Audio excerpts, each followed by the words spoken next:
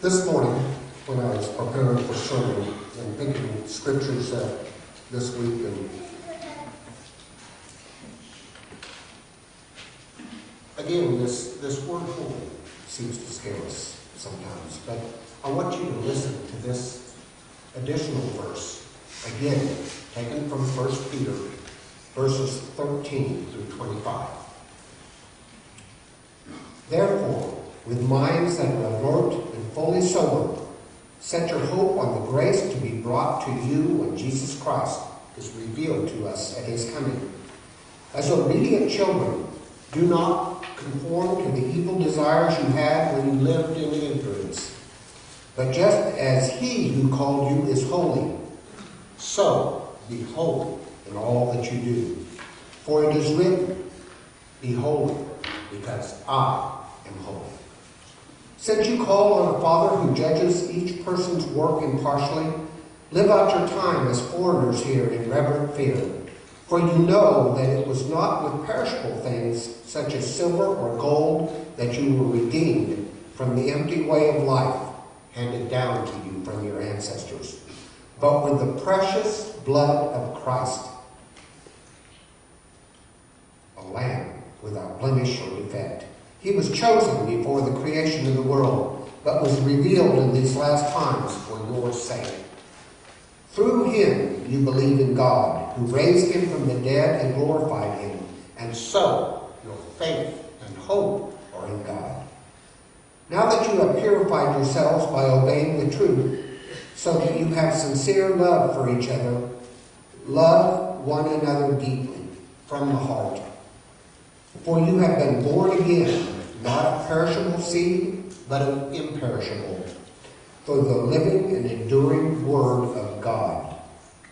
For all people are like grass, and all their glory is like the flowers of the field.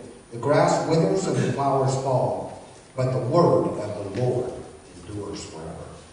And this is the word that was preached. This is God's word.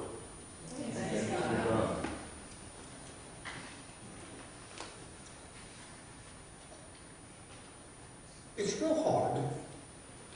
We don't hear this word very often. And I've said that already several times today. But we don't. Because it just scares us. It's a scary word. At its most basic level, holy refers to the condition of being set apart, separated, different. It is a word whose highest meaning is found in referring to God and to objects and people that God has set apart for his own use and service. There's another term, saint. Saint sounds different, but actually it comes from the same root as holy. In biblical terms, a saint is a person whom God has set apart for himself. Saints are not just honored people of the past. They include real life, down-to-earth, common people who have been set apart as the Lord's own special possession and receivers of his special favor. Common people like you and me.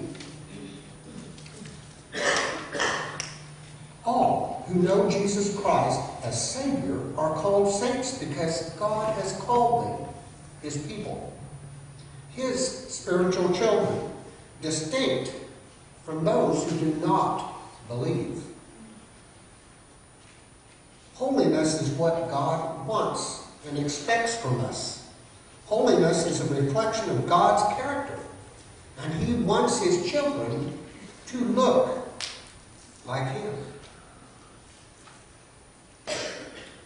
So what can we do? What can we do to make ourselves holy, to live up to this lofty word? We could start by turning away from the sins of our past.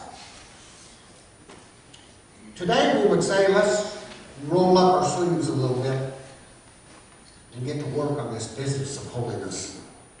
prepare your minds for action. Colossians 3:2 tells us, set your minds on things above, not on earthly things. If we are only half-heartedly committed to Christ, we're going to have problems being holy. If we can't truly put our hope in God, we will fall away and therefore forfeit our holiness. We have an example. Look to God. God shows us how sinful we really are. You know, if we had a baseball game out on the back lot here with some of our friends, we might look like a pretty good player compared to some of the other people that are out there. But if we were to go to a major league game and play with those players, we would look terrible next to them. There would be no comparison. And that's the problem. Sometimes we think we are pretty good.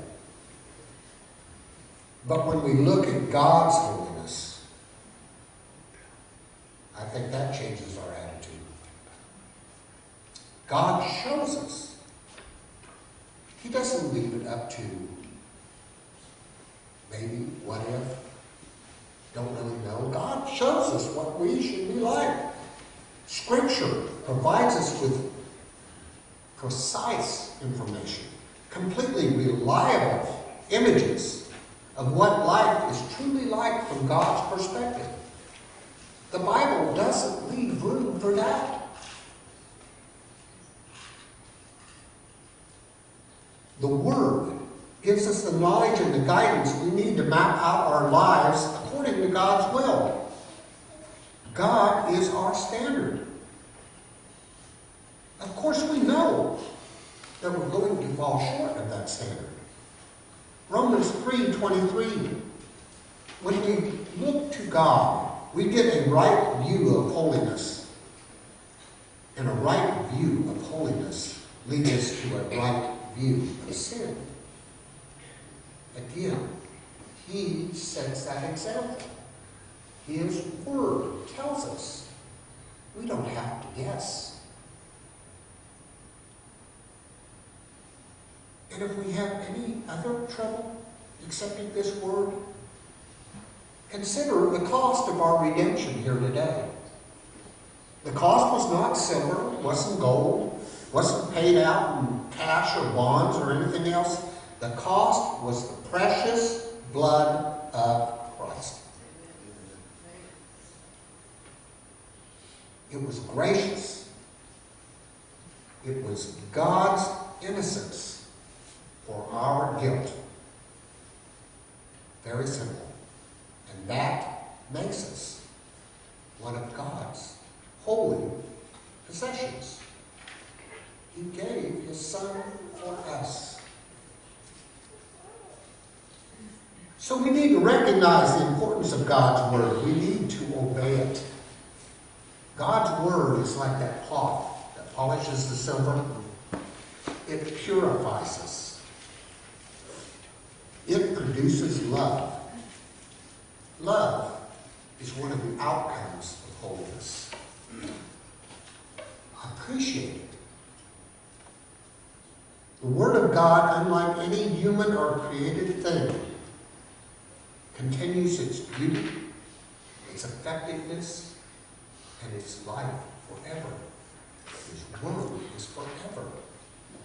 The Scripture tells us everything else in the world is like grass, like the flowers of the field. It's only there temporarily. It doesn't matter how good it looks at the time. It's only there for a short time. Then it dies and it fades away. But God's Word does not die. It does not fade away. So let's recognize who we really are. We are a holy nation. We are a particular people. People who belong to God. God has set us apart so that we might live for Him Sing his praises. He has brought you from darkness into his light. We need to start and live a changed life. And we need these reminders all the time because we do forget. We do fall short of his standard. But we need to live a changed life. If we are to be truly holy, we are going to have to be different than we used to be. We are going to have to be different than we are now. To be what we ought to be, we must do what we ought to do. See, God's word is simple. There's no misunderstanding there. It's easy to understand. We just need to practice it. We need to live a changed life. Romans 12:1 tells us, "Therefore I urge you, brothers, in the view of God's mercy, to offer your bodies as living sacrifices, holy and pleasing to God. This is your spiritual act of worship. Do not conform any longer to the pattern of this world." You only have to look to the news to see the pattern of this world. Do we want to conform to that pattern? Do we want to be as those that we see in the news? The war and the strife and the retribution is happening all over. We do not want to do that. We just need to be transformed. Our minds need to be transformed. We need to start thinking the right way. When we start thinking the right way, all of a sudden God's will just becomes plain, like a sunrise on a beautiful morning. That light just, you can see it coming and it's there and it is plain and it is beautiful. I read a quote this week by Bruce Barton, and he tells us, when you are through changing, you are through. Again, simple words, simple message. It's just so clear. Remember, we should not be like others in this world. We are to be different than others in this world. That